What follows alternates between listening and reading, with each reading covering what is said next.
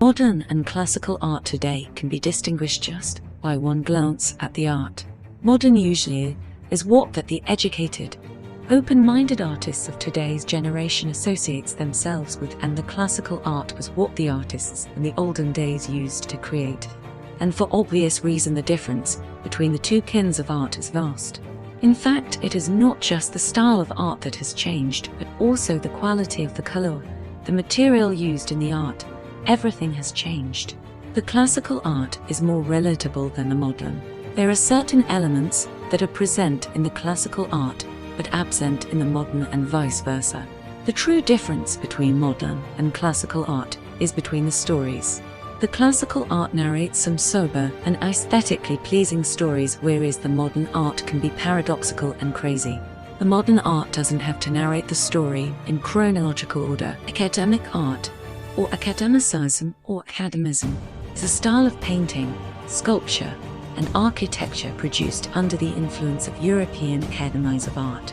Specifically, academic art is the art and artists influenced by the standards of the French Académie des Beaux-Arts, which was practiced under the movements of New Classicism and Romanticism. Some examples of academic art are medieval, Renaissance, and New Classical art. The medieval art of the Western world covers a vast scope of time, place.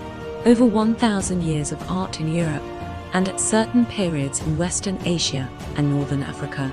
It includes major art movements and periods, national and regional art, genres, revivals, the artists' crafts, and the artists themselves. Medieval art was produced in many media, and works survive in large numbers in sculpture, illuminated manuscripts, stained glass, metalwork and mosaics, all of which have had a higher survival rate than other media, such as fresco wall paintings, work in precious metals or textiles, including tapestry. The era encompasses many artistic styles and periods, including early Christian and Byzantine, Anglo-Saxon and Viking, Insular, Carolingian, Ottonian, Romanesque, and Gothic.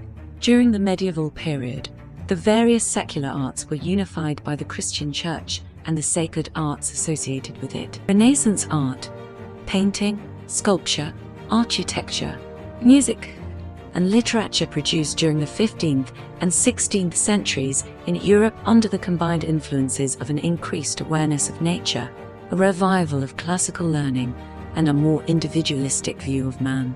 Some famous artists of this era were Leonardo da Vinci, Raphael, and Michelangelo. New classical art is a wider spread and influential movement in painting and the other visual arts that began in the 1760s, reached its height in the 1780s and 90s, and lasted until the 1840s and 50s. New Classicism was a Western cultural movement in the decorative and visual arts, literature, theatre, music, and architecture that drew inspiration from the art and culture of classical antiquity. New Classicism in the arts is an aesthetic attitude based on the art of Greece and Rome in antiquity, which invokes harmony, clarity, restraint, universality, and idealism. Modern art includes artistic work produced during the period extending morely from the 1860s to the 1970s and denotes the styles and philosophies of the art produced during that era. The term is usually associated with art in which the traditions of the past have been thrown aside in a spirit of experimentation. Modern artists experimented with new ways of seeing and with fresh ideas about the nature of materials and functions of art. A tendency away from the narrative, which was characteristic for the traditional arts, toward abstraction is characteristic of much modern art. Although many different styles are encompassed by the term, there are certain underlying principles that define modernist art. A rejection of history and conservative values, such as realistic depiction of subjects.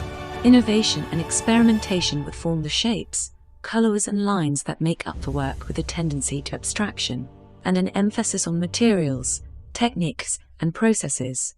Modernism has also been driven by various social and political agendas. These were often utopian, and modernism was in general associated with ideal visions of human life and society and a belief in progress.